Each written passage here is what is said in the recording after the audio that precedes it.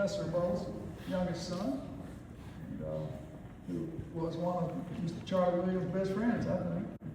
Everything I observed. Thanks, man.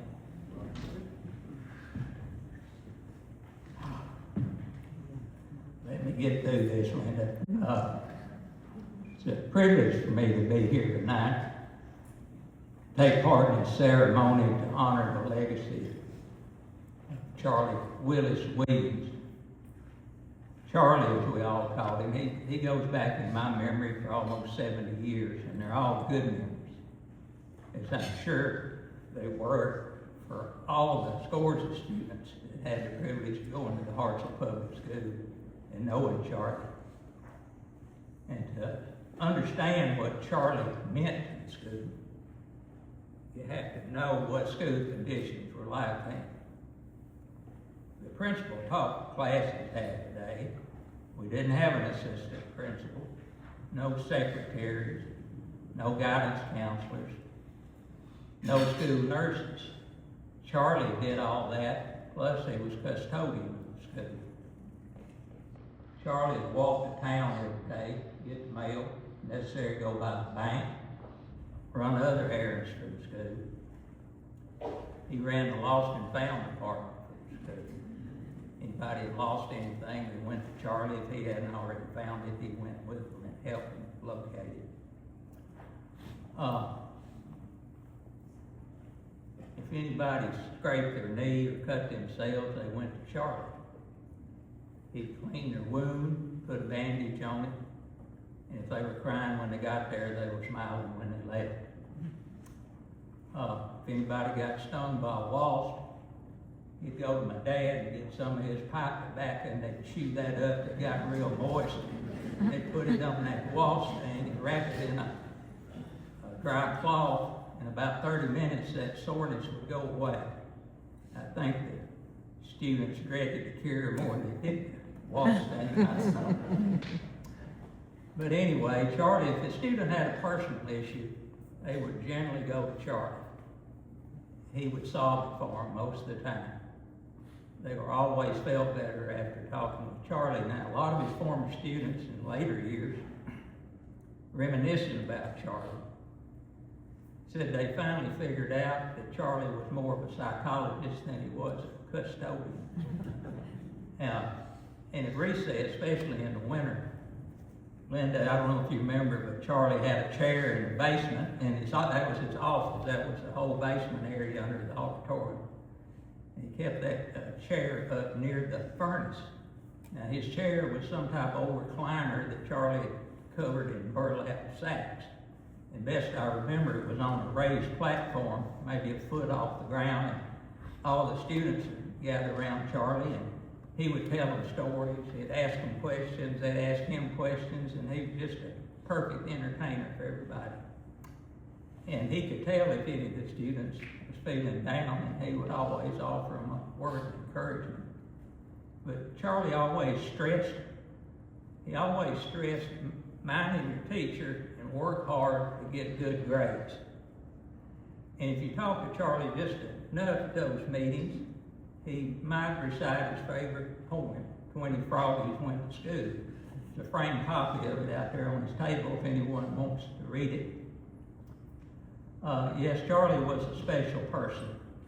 He was the first one in school every day and the last one to leave. He had a work ethic you don't see much of today. He and my father always worked well together. They had a mutual respect for each other that lasted the whole 32 years they were together. Now, when the Historical Society unveiled Charlie's portrait at the new school, your father was there, Larry Shelby. He and I got to talking about our father's relationship together, and we figured out that they played well together. Shelby told me one story I'd like to share. And anybody in here ever knew my daddy, you know he was old school. Spare the rod and spoil the child, and that was a philosophy he put into play numerous times during his career. And he didn't use a paddle, he used hickory switches. They were tall, vicious things. They were about 30 inches tall and anywhere from a quarter to half an inch thick. And and he kept several of them stacked in the corner in his office. He had them arranged where that was the first thing any student would see when they came in there. I think they were more of a deterrent than they were anything else, but if the need arose, he would certainly use it. Now, Shelby told me that his father was so kind-hearted that he couldn't stand to see a student get punished whether he deserved it or not. And Shelby said when Professor was out of the office, Charlie would go in there and take his pocket knife, and he'd cut every one of those switches till they was half cut in two. That way, when my father got to using one, after 2 or 3 hard licks, they'd break half in two. Shelby told me that Professor probably knew what was going on, but he never let on. So that's another role Charlie played. He was a guardian angel to the students there. Early in 1962, Charlie decided he was going to retire in the spring at the end of the school year. He went to my dad to discuss it, and of course, my dad told him he couldn't do without it. He then told Charlie that he was planning on working 1 more year and then retiring, and he asked if Charlie would consider working 1 more year so they could retire together. And of course, Charlie agreed. They both retired in the spring of 1963, and when he retired, Charlie left 3 weeks being 89 years old, having worked elementary school for 38 years. Now, the purpose of this Educators Hall of Fame is to honor those individuals that have made a positive impact on the lives of Hartselle students. Well, Charlie certainly did that, but he did a lot more. He made a positive impact on the whole town. See, when Charlie started working there in 1925, the population of Hartselle was just a few more than 2,000 people. Very few of the families had automobiles. If you lived in Hartselle, you worked in Hartselle. So it's safe to say everybody knew everybody else. And as Charlie started his career at the school, it didn't take long for the townspeople to figure out what kind of man he was. He was a man of faith. He was a deacon in 2 different churches during his life. He was a hard worker, good character. He was willing to help anybody in need. And he was certainly kind to everybody. So over the years, Charlie earned the respect of everybody in Hartselle. And that was shown in 1970 when the Kiwanis Club gave him their Community Service Award for all that he'd done for Hartselle. And as y'all know, Charlie is no longer with us. All of his 14 children have passed away. But we're fortunate tonight to have some relatives of Charlie here. We have Larry Williams with us. He's the son of Shelby, so he's a grandson of Charlie's. We also have with us some of Charlie's great-grandchildren. Linda Chapman is here. And Linda truly loved her Papa Charlie, as she liked to call him. And she's been a big help to me over the years, collecting the photographs and stories I have about Charlie. And there's another great-granddaughter here. I know Gracie Pilot. And maybe some more here. I don't know. I'm sorry I didn't get all the names when we were talking earlier. But there's a great-great-grandson of Charlie here. Rando Gardner. There he is there. The DJ radio station I found out. But Rando, we got one to beat you though. We have a great-grandson of Charlie here. Mr. Wes Williams is with us. So, I know I missed some of y'all relatives, and I'm sorry. But I think Larry and Linda are going to come up here and accept this plaque for Charlie, which signifies his induction into the Hartselle Teachers Hall of Fame. And it's a much-deserved award for one of the great men in Hartselle's history, Charlie Williams. Okay.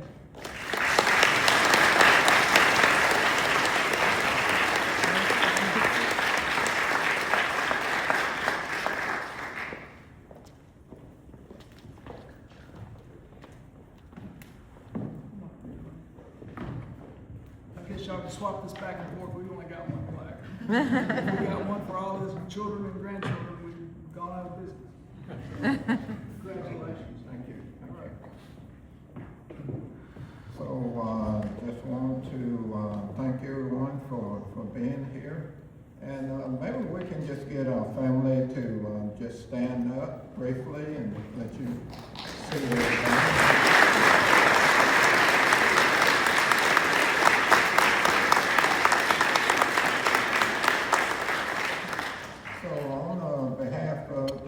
Williams family.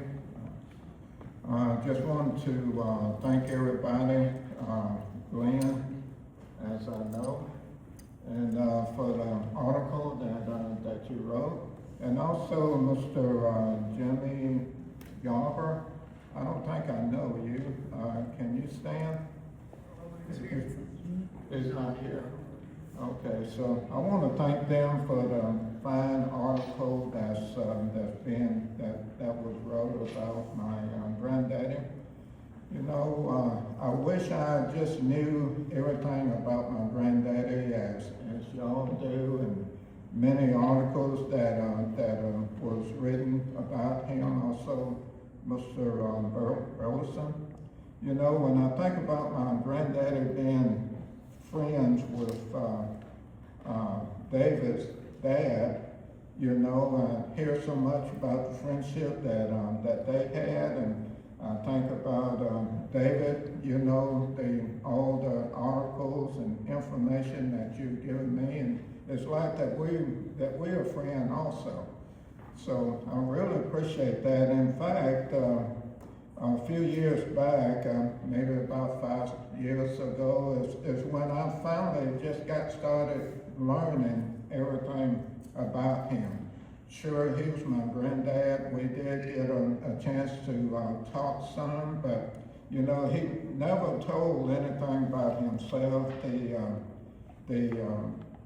Being carrying the mail on horseback, you know, I never heard that from him about, I think maybe about 5 to 6 years after he died.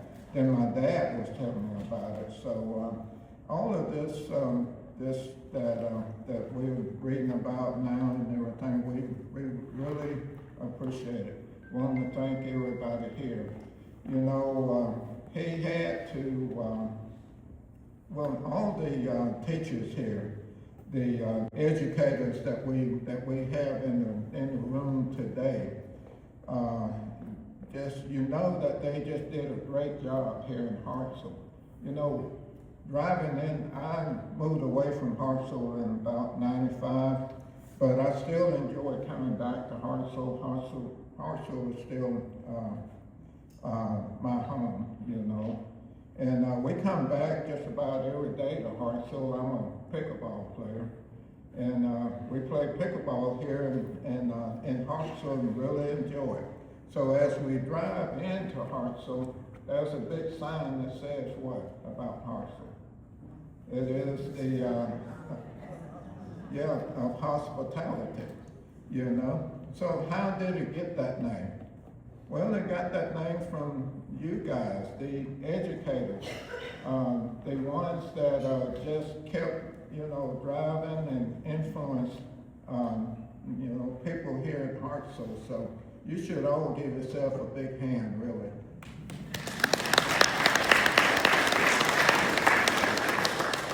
You guys make Hartselle that, you know, city of hospitality. So on behalf of the, again, the Williams family, all of us here, we want to thank you so much for keeping the memory of our grandfather alive in our hearts. Thank you.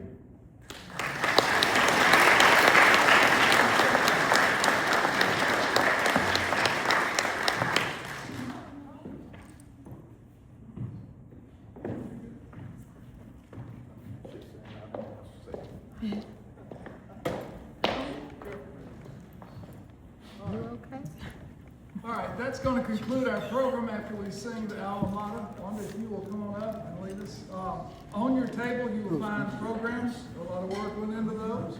If you're not going to keep them, you're welcome to take them with you. But if you're not going to take them with you, please help us out by picking them up and taking them off the dinner tables and putting them outside on the coffee tables so that we can collect them And if you would stand for the alma mater, and after the alma mater, we're dismissed.